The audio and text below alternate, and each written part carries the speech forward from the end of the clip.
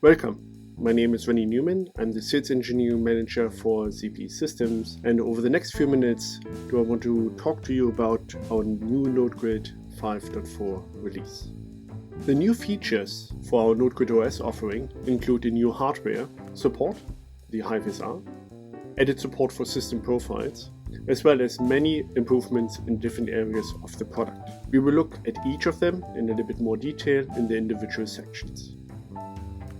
The Hive SR is our newest member in our SR family. The unit is ideally situated for small branch or edge locations where you want to provide a local network for end users. The Hive SR is going to be our very first product which by default ships with a gateway profile, which we will look at in the next section. Overall, it has a rich set of network connectivity options, as well as fully supporting the existing management and ZPE Cloud functionality.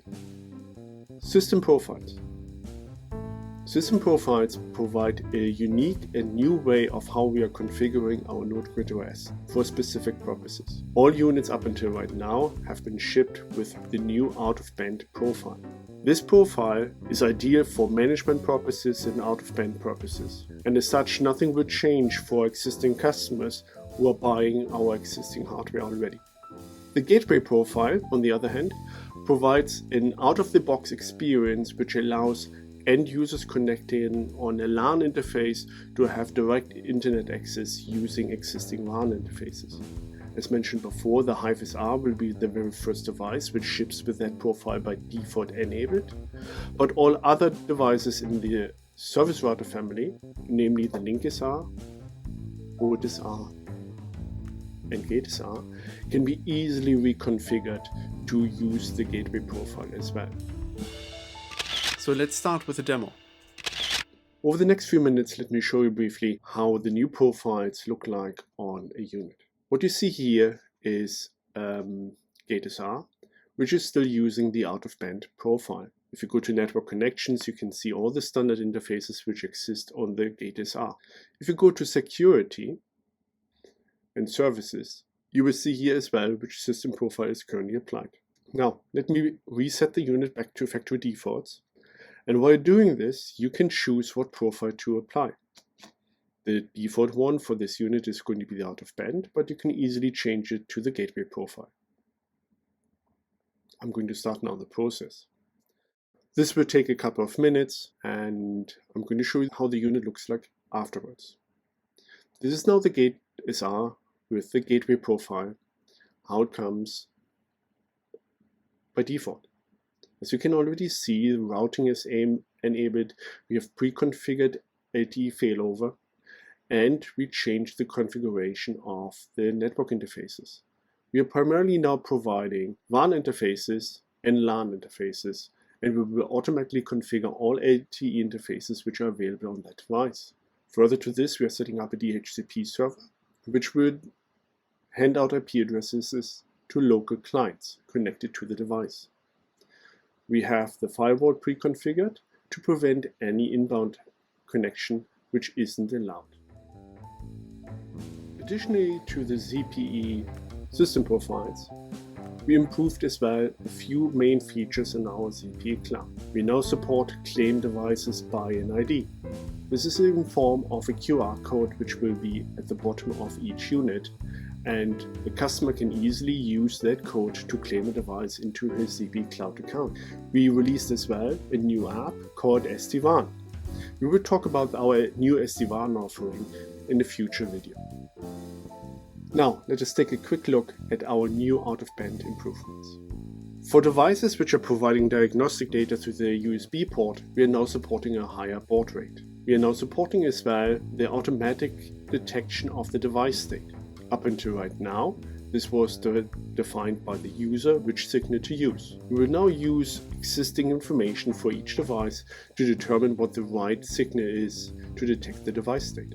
Further to this, we are allowing now as well, when you have additional third-party console devices, to better identify which device template should be assigned to which device. Let me show you now how that looks like on the Nodegrid. What you can see here is a Nodegrid Gate SR. I have a couple of devices configured Let me briefly go to a serial port. As you can see here, the new device detection is set to auto. This was before DCD, or by default the DCD signal. If you go to tracking devices serial statistics, you could always see which device signals are available per device. We're using now that information to better identify what the right signal state would be for a port. As mentioned before, on USB serial ports, you can now select a higher baud rate. In Nodegrid 5.4, we made multiple improvements to our network tools, which are available on every single device. We further improved as well our LTE and 5G health monitoring, and made multiple improvements to our NetSR switch capabilities. I'm going to show you each of these in a short video. What you see here is a Nodegrid NetSR. Let's first look at our toolkits. If you go to System Toolkit Network Tools, you can see and use our available network tools. We added now the mobile broadband connection test. You can select an LTE or 5G connection, provide an endpoint, and we can use that to test if the connection is healthy or not. As you can see here, I have an issue which I would need to further investigate.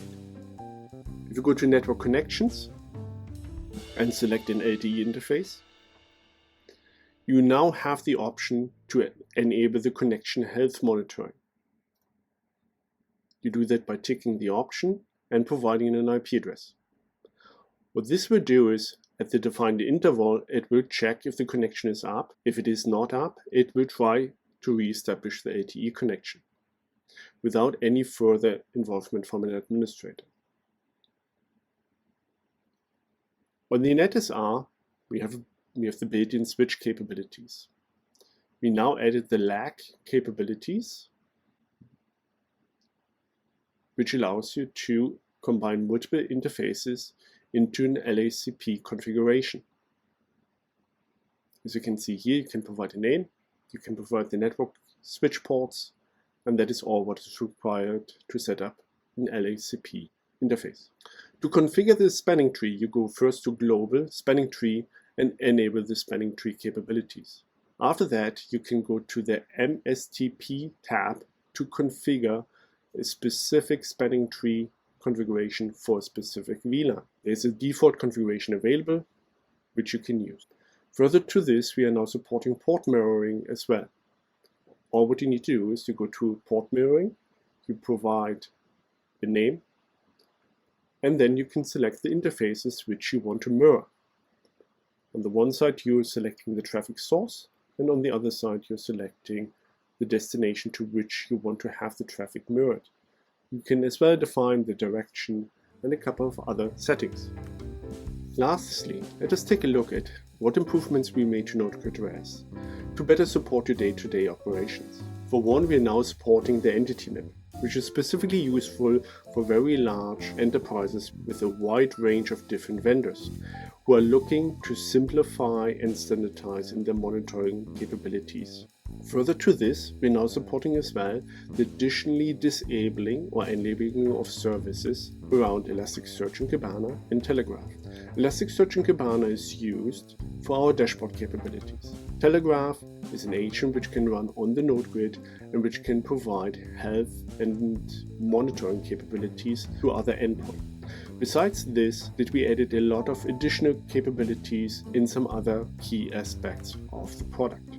Let me show you now how some of these features look like on our Nodegrid OS. What you can see here is a Nodegrid Gate SR. Under Network SNMP, I have enabled SNMP for monitoring purposes. I can now use my SNMP tool to use the entity map to gather some key information about the device. Under Security Services, you can now find the additional services which you can enable or disable. As mentioned before, these are Elasticsearch, which we use for our dashboard capabilities and search functionality, as well as Telegraph. Thank you very much for your time. If you have any questions, feel free to reach out to us. Otherwise, have a great day.